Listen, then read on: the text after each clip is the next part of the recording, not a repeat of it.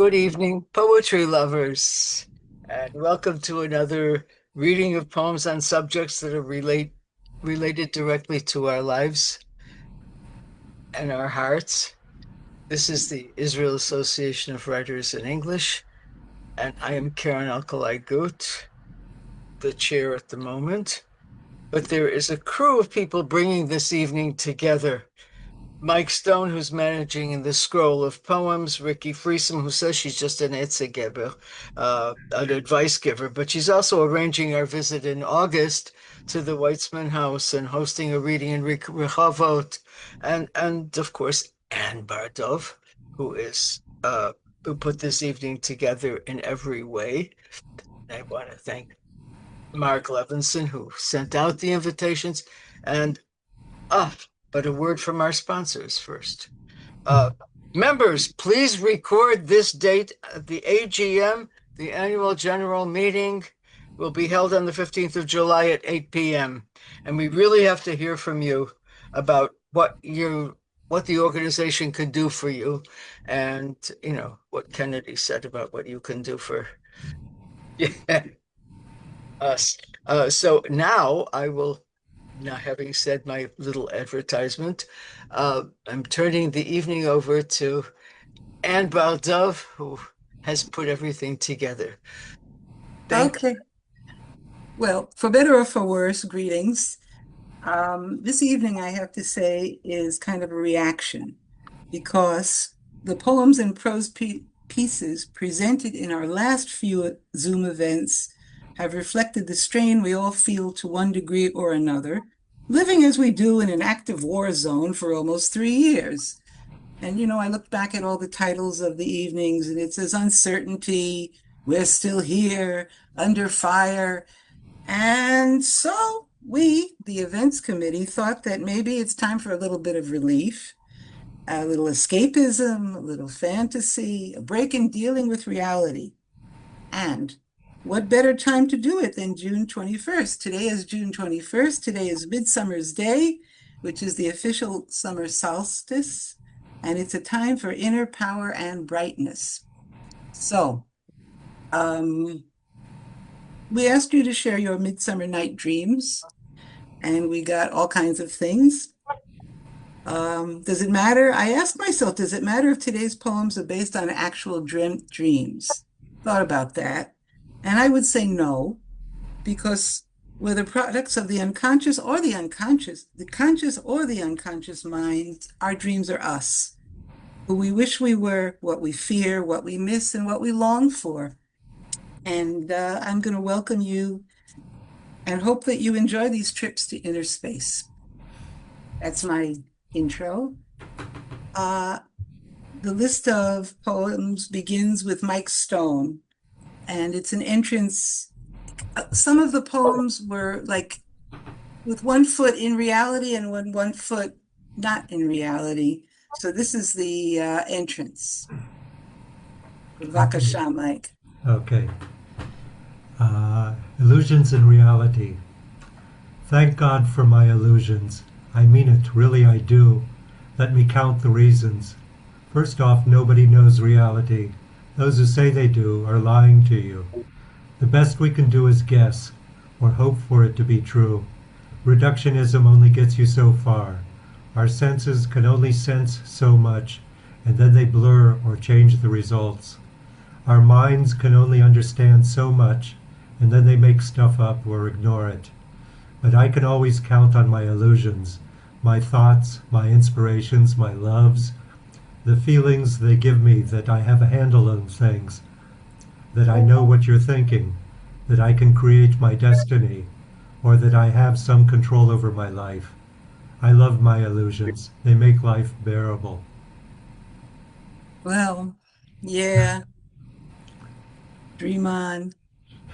Wendy? Wendy's dreaming a possible reality, but you have to unmute.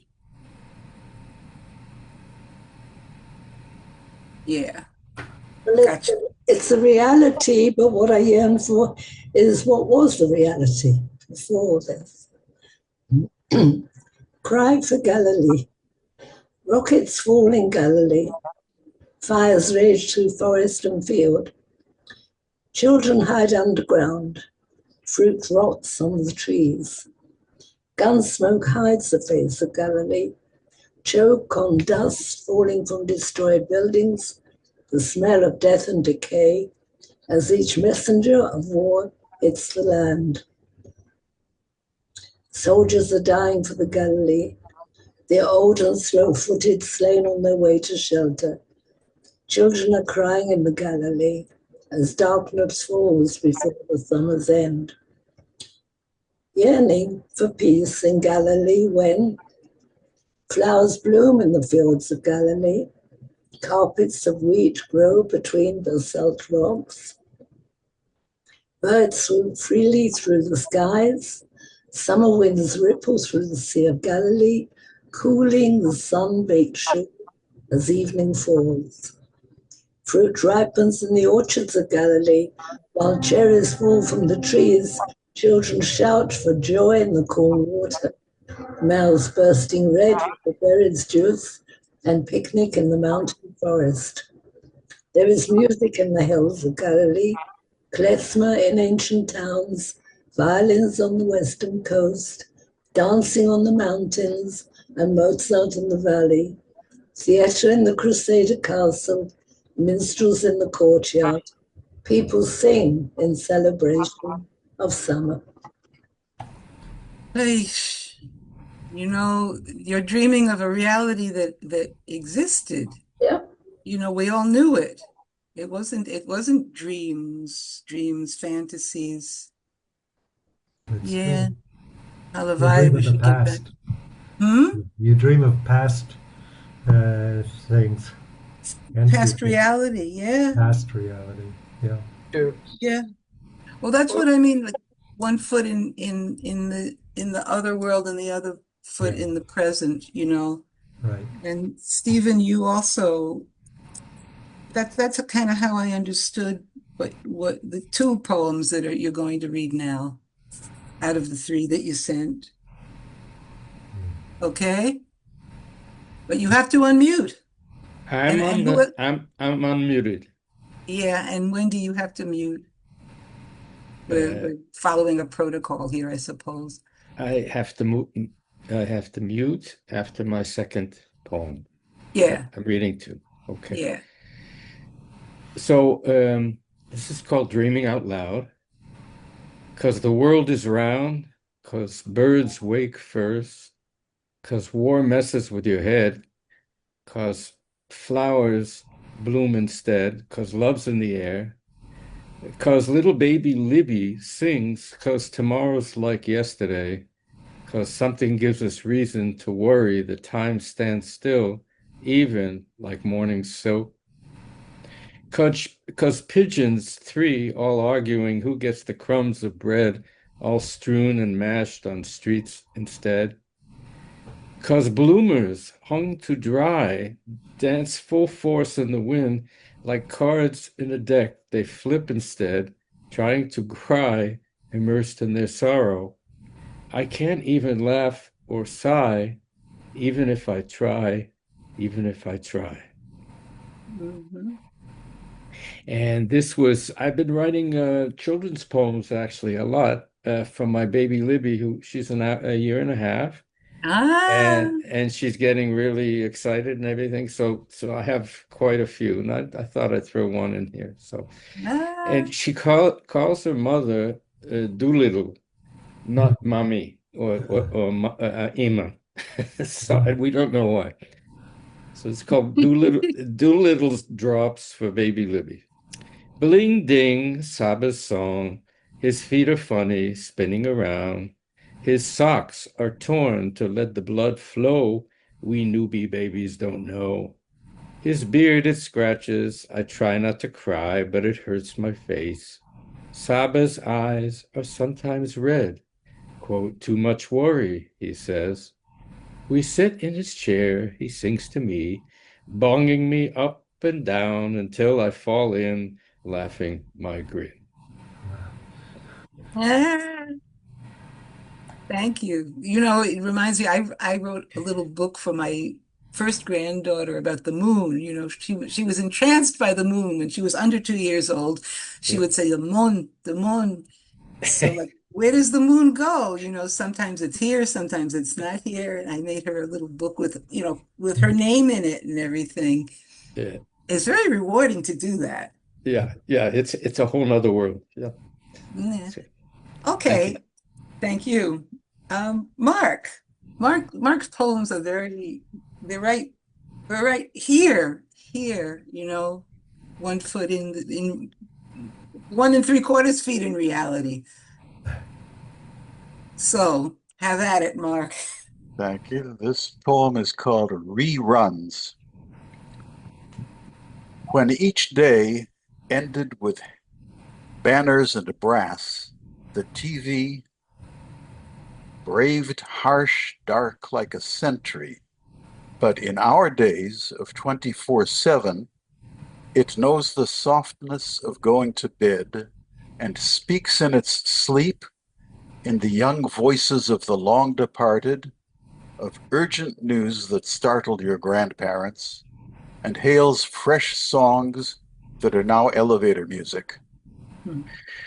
My grandmother confided that by night she was again a girl in South Boston, still stunned after the glow of the great fire, but eventually a voice would say, "It's not true, Molly. You're old.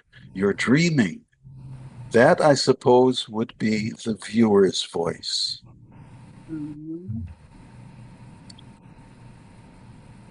And let me see. We have another poem, A Dreamer. Yeah. Having read the petition, I handed it back and remarked, "This is kind of extreme." And the girl at the booth said, "The words 'we demand' may be taken as meaning 'we dream.'"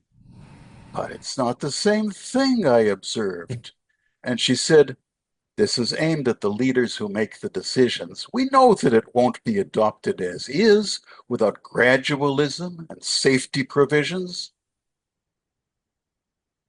"You're counting on sober officials," I said, "to prevent every harmful effect.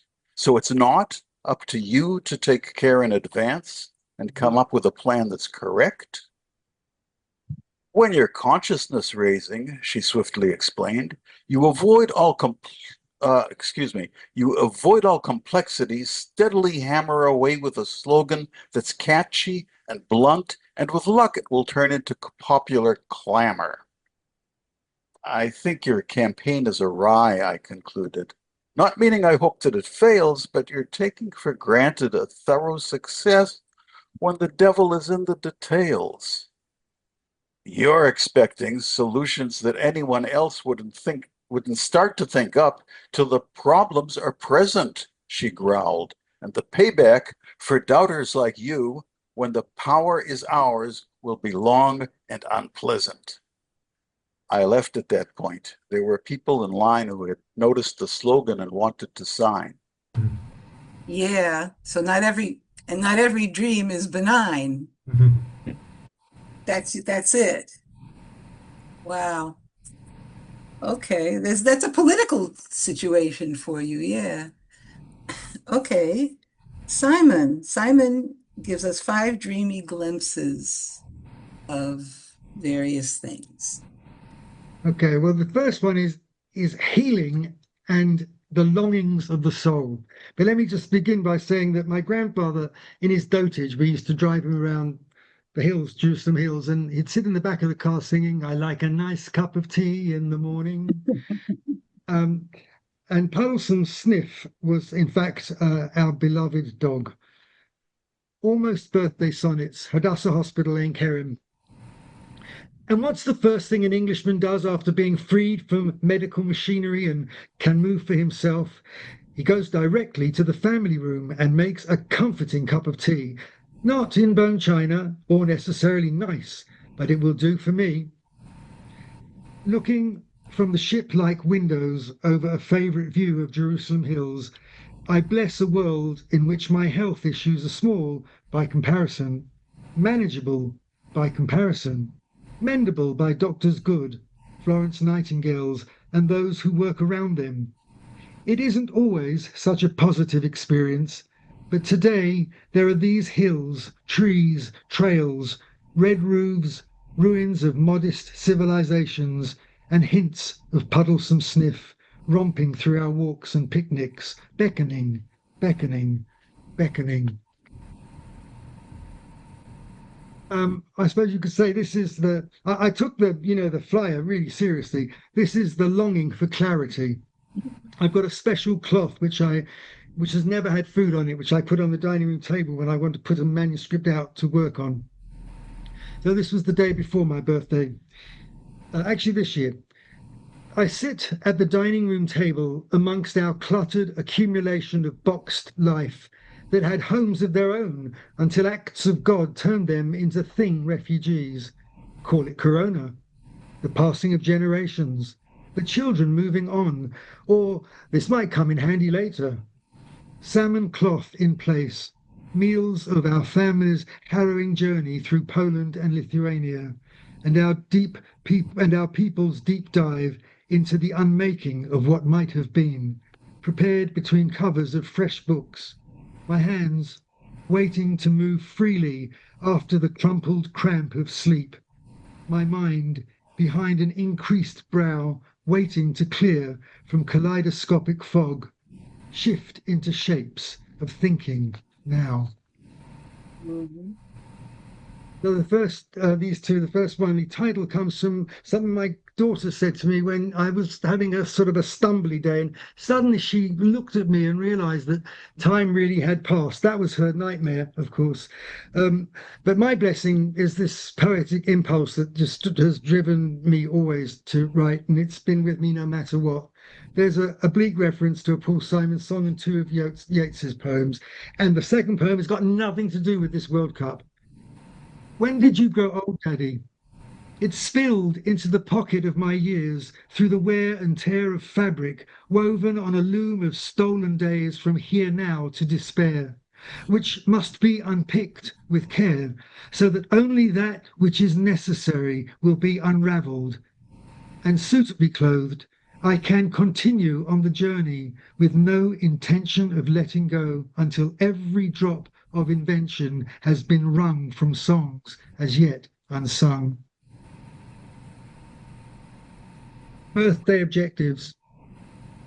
Would you pick your way through the packed defense of aging shot knees and porcelain hip?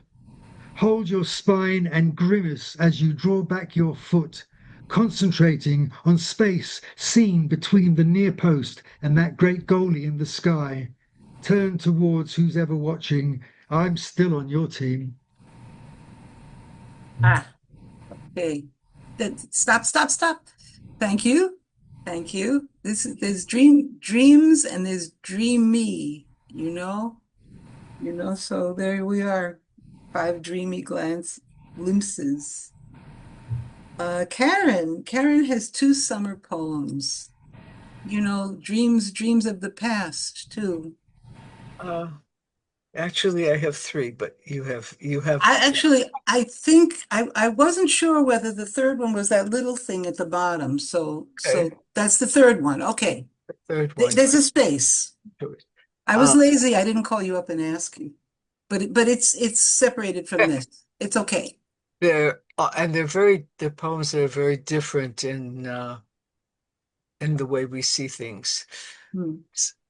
Summer is for simple poems, undressing words the way we bear our bodies to the sun, show our crooked toes to strangers. Summer is for simple poems that lick our wounds from the spring and know the disappointments of the fall, but show only the simple sense of summer.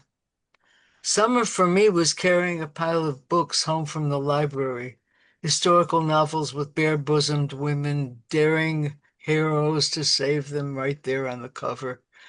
I'd walk down Clifford Avenue and dream my own stories, made up from just glancing at the covers.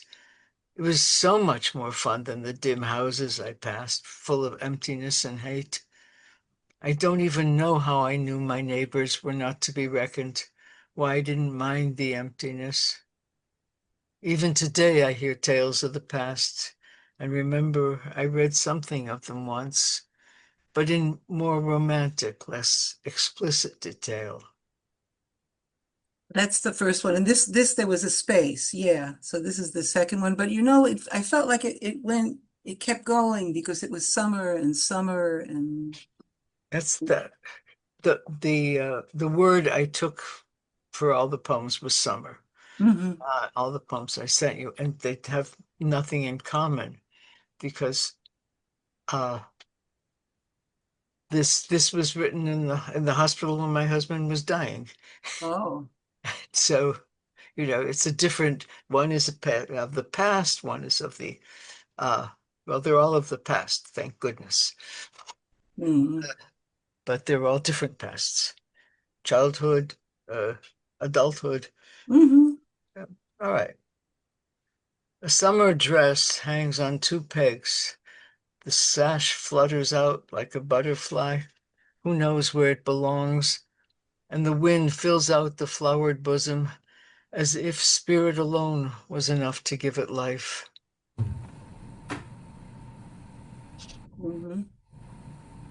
Okay.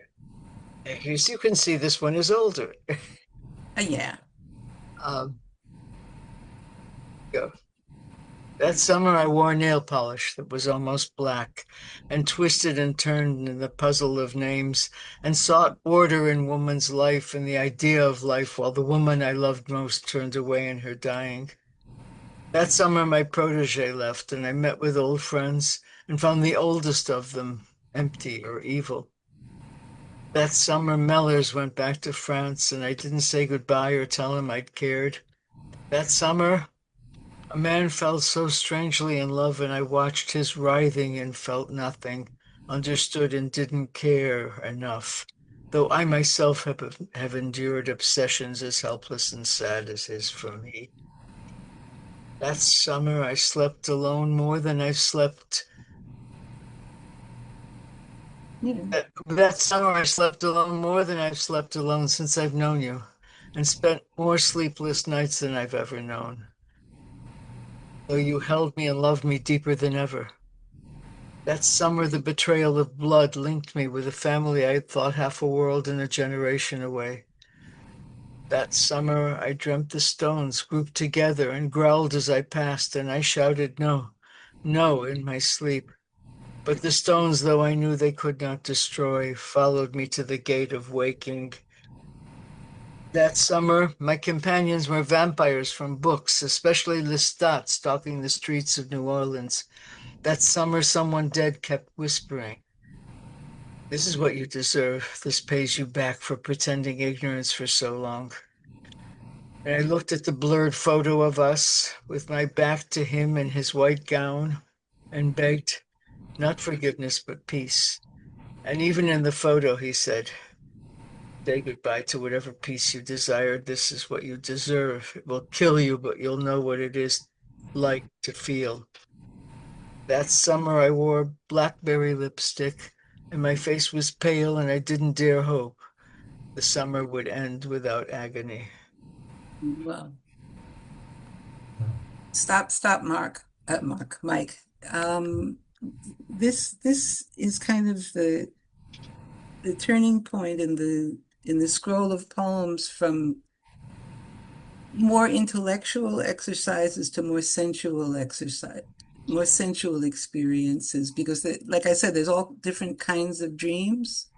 So just wait till you hear what's coming. We'll start out with something relatively mild, which is my poem. Okay. This was really a dream. The dream. On the strength of one sweet dream, I get through my day thinking about you, not thinking about you, for it wasn't really you in that dream, not the actual factual person I know, but the shadow on the wall of who you could be if your softer side had the chance to float past all the brittle details of daily life. You reached out to me. You held my hand. You smiled at me and I smiled back. And there it was, the connection of one to the other. warmth, vigor, and big unconscious smiles. It was a sweet dream. Its echoes are still with me. The smiles, the acceptance, and above all, that lively warmth of two hands connected, energy flowing back and forth. Yes, and yes, and yes. Okay.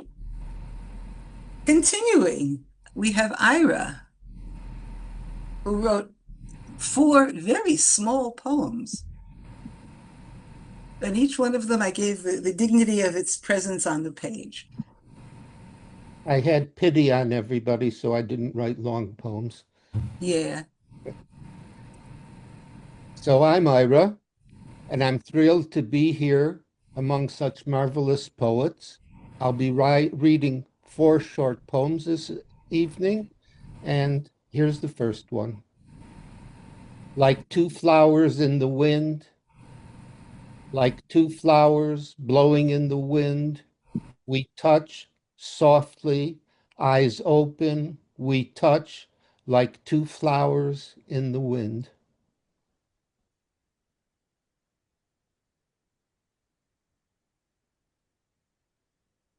My second poem, Apricots and Cottage Cheese. Dinner is ready, fresh apricots from the garden with cottage cheese in a bowl, resting on my bare chest. I lie in bed, light a candle, and call you.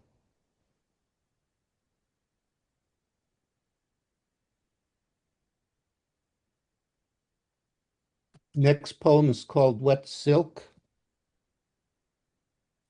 Wet silk, the chocolate is gone. It was bittersweet, like time passed too quickly.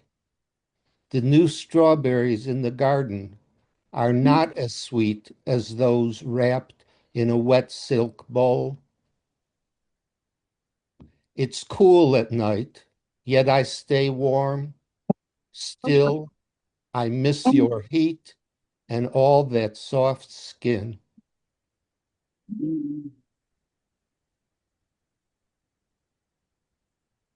One more. Oh, good. One more. One more or 2 more? One more. That's what you Okay. sent. I wanted to do, I'm having so much fun. I wanted to do a couple more, but that's okay. I know you won't love me. It's all right.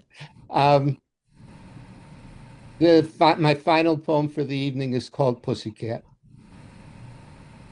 Hair slick, muted. Try again. Hair slick, matted, still dripping, hungry. She slips through the door. Okay. Less is more here, huh? Do you usually write really short things? No.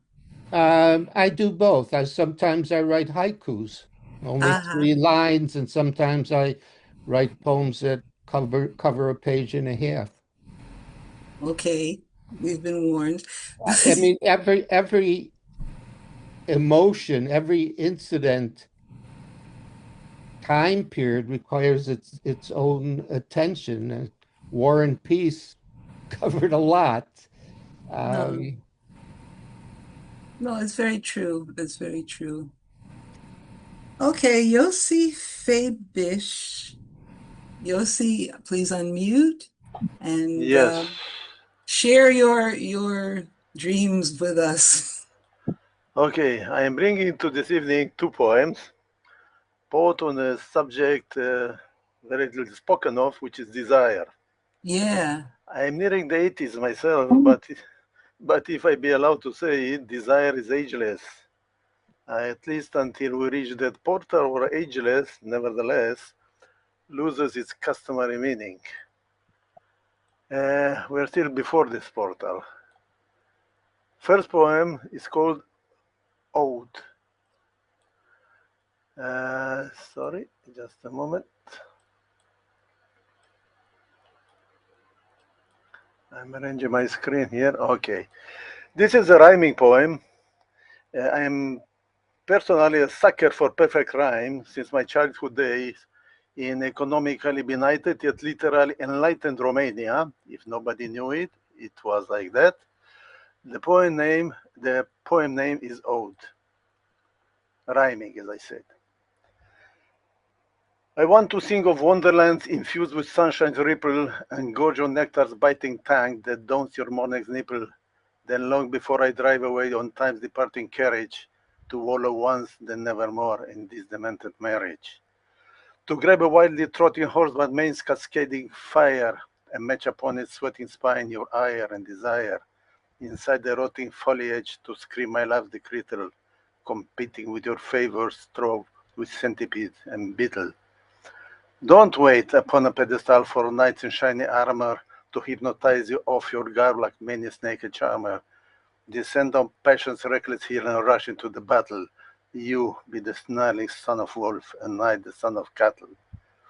When you demand my mortal flesh to mar your perfect beauty, I thus to know there is no rein to curb my tour of duty. To ascertain. Hello, please mute. Sorry? No, please mute. Everybody who isn't reading, please mute. Okay, I'm sorry, it was an interruption. Okay, I don't know where I stopped, so I'll start from the before last stanza. Yeah. When you demand my mortal flesh to mar your perfect beauty, I thus to know there is no rein to curb my door of duty. To ascertain your craving need is not about to falter when I oblige and pour my soul upon your bloody altar. I want to crawl upon those lands your heels about to mangle, and pick along your length of foot into the curling tangle, awaiting the oppressing weight of feral inquisition, to pour through ribs, then into heart, the beauty of perdition. Wow. Ooh. Wow. Okay, this was the first poem. Yeah. The second poem, well, not anymore a rhyming one, and it's called I Wish I Could Still Write This Way. I don't usually write in equal length lines. When I write not rhyming poetry, I prefer to let the ideas complete themselves on a line, be the length, whatever.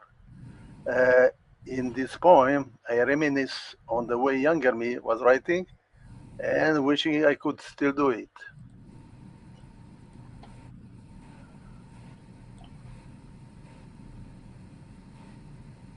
Okay. I wish I could still write this way. Hello, handsome, you said, greeting me very intimately, the way a woman would greet her very personal, very man. Hello, beautiful, I said, greeting you very intimately, the way a man would greet his very personal, very woman. You floated slowly down from whichever realm you floated slowly up, following the apocalyptic event previously imposed upon us, your skin shimmering the way of a soft hillside, heralding the arrival of a blue day sunrise, your heart tuned to a Hawaiian bow. It took you a long time, I commented, the only response to my comment being the renewed cackle of static electricity as end of hairs met end of hairs, touching, gripping, pulling, and parted few enveloped parts of me and someone sawing away my vocal cords until the only sounds left were those of splitting branches and growling wolves. Static electricity, wet surfaces was the last coherent thought deserting my brains before an army of rats invaded my skull and emptied it of humanity. You started pulling away, the cackle of static electricity repeating itself as end of hairs started parting with end of hairs, breaking every physical law in the universe as I knew it. This is a different universe, you said. A universe as we know it, you added, forcing a third cycle of apocalyptic insanity upon me. I didn't even hear the cackle of static electricity this time. Too much humidity this time. Even this universe has limits, you laughed, spitting me out of your insides and lacing me with your arms as compensation. I allowed your nipples to caress my fingertips, whatever this universe rules. Fourth apocalypse, you offered. I refused. Yes, even this universe has limits. I contented myself with your body warmth, perfume, and regular heartbeat. Hey, seems I can from time to time. Right away. Well, thank you, Yossi. It's good. Our dreams are not just intellectual exercises or voyages into the past. Sometimes there's a lot of passion. Passion, yes, passion. Okay. And it's really good that somebody submitted a poem like that, 2 poems like that. Squishy poems. Mike has something like that, but a little bit calmer. Yeah. That was great. Yeah. This one is called The Dance of Particles. Of all the myriad particles in this vast space of time, you and I arose and danced together, pressed against each other as though we were one and felt each other's desire. After a time of space, we drifted apart, returning to the myriads, and perhaps we shall rise and dance again and again and again. Thank you. Okay. We're cooling off a little bit here. Now, the thing about dreams is that not all dreams are good dreams, and some dreams are nightmares. And Ricky sent 2 dystopian dreams. So she's here. Yes, she's here. Okay. Please unmute. You have to unmute, Ricky. Yeah, I'm unmuted. Yeah. Okay. Yes. I'm going to read from the page because it's easier for me. I don't even, it's dystopian, definitely, and I don't know whether to call these dreams. It's what happens, I think, to all of us who write, that something just comes to you from nowhere and you write it down as it flows through your head or your heart. I have no explanation for this poem except for the fact that I was born on August 6th. August 6th is Hiroshima Day. Maybe that's the connection. Called After. In the hot stillness of a desert noon, a crisp of a man, blade brittle, charred but still intact, appears to stir, then crumbles in a furnace blast of wind that scatters what was light a flash ago, and lifts the ash to swirl in manic pirouettes that dip and rise and turn until the whirlwind dance of death has sucked into its vortex every speed, every speck of burnt out black. And then the wind too dies and frees the flakes of soot to flutter down and smudge the yellow sand. Ashes to ashes, dust to dust. It wasn't meant to be this way. Okay. Half dream, half nightmare. When did you write that? The first one? Yeah. A couple of years ago. I just went down my list of poems that had the word dreams in it. I picked these, and then I realized that some of them were not exactly dreams. But it's something that I think is relevant today. I think we all have this nightmare scenario in our head at some point. How not? This one is called Dreaming Death, and you can decide whether it's optimistic or pessimistic. I die into a feather bed and sink into its softness. At my head, the books I've read and some I haven't, but always plan to, planning still. My coverlet, a weightless web of words I've thought, but never said. They wrap around me, touch my skin, caress my cheek, and rise and fall as if I still had breath. Speak them, but no more. They speak for me, and now I am at peace. Actually, it's negative and also positive. You begin with I die, but in the end you're at peace. So anyway, maybe I'm not dying. Maybe I'm just living through my books I think I was trying to express the power that words have on you. One way of Mm-hmm. The last, including this one, the last four poems are hopefully moving us away from the night terrors and toward a more hopeful series of poems. So, Stephen, this is the third one you sent.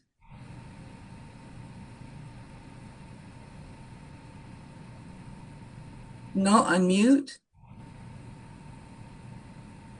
Yeah, I might have mentioned it in past sessions. I almost died 7 months ago, falling on the steps and everything. And I had an out-of-body experience, and it still haunts me.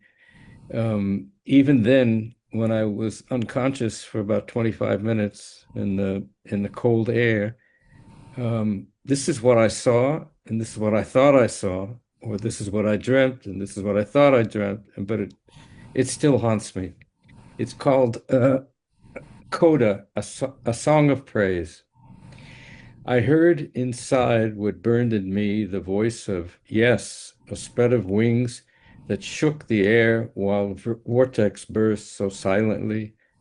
I looked above and saw the white as calm and aura were one, and in the back where outlines shine, many waved back, begging me to join and rise. As I let go, my mind, both mind and soul, a voice boomed that cracked the calm, that broke the magic moment's miracle so pain could finally spawn. All at once, a flood of cold brought memories, scattered souls whose lives I'd touched, who knew I'd wait another time, another place, in the holy land called grace. Wow. Wow. Okay. Not exactly a dream, but a vision. Well, it was a dream because I've been having it every week to 2 weeks. I've been reliving that moment where and relatives and friends were asking me, "It's okay, come up. It's okay. Don't worry about it. Come up, come up." And then someone rescued me, my angel, I guess you could call him. And then it was hell. But I was somewhere in euphoria. But it repeats now all the time. So wow. Yeah. So, thank you. Thank you, I guess. All right. Proceeding along here, Mike, you have something, like words of encouragement, I guess. Yes. My last poem is That Which Leaps. Live near a cliff, no safety net below you. Grow wings powerful enough to carry the one you love to the sun and back. Dream big, dream outlandishly. Write huge leaping poetry that defies the gravity of common opinions, the petty hatreds, the excess baggage of others' thoughts. What else is imagination for?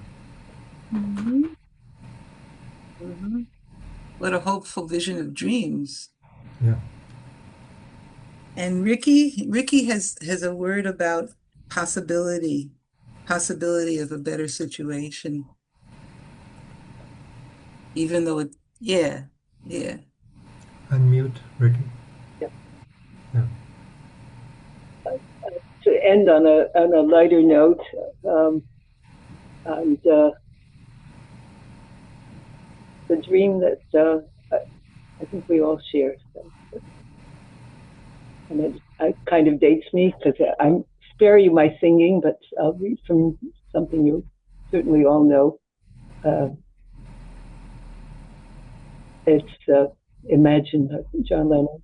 Mm-hmm. You may say that I'm a dreamer, but I'm not the only one. I hope someday you'll join us and the world will live as one. Which inspired me, kind of tongue-in-cheek. Protestants, Catholics, Muslims, Jews, Parsi, Sikhs, and tribal chiefs in robes and jeans and tailored suits with clicking heels and shuffling shoes with leather bags and plastic sacks, with beards and turbans, unkempt hair, with the bald, the coiffed, with veils without, the bikers, hikers, business class, all follow arrows, watch for signs, and clutch their passports to be checked. All heed the voices in the air, obey instructions, stand in line, with hatreds, egos in obeyance, all together now as one. Yeah, Halavai. That's a good way to end. It's a good dream to end with, but I have a coda. I have a coda, which is actually what I'm wearing. Yeah, now maybe you can see it. It says, make art, not, it says on the bottom, not war. Okay? And hopefully someday we'll get to a point, I dream of a situation where we can stop wasting all this time as a species and, just get down to doing better things. Okay, that's the end of the evening for me.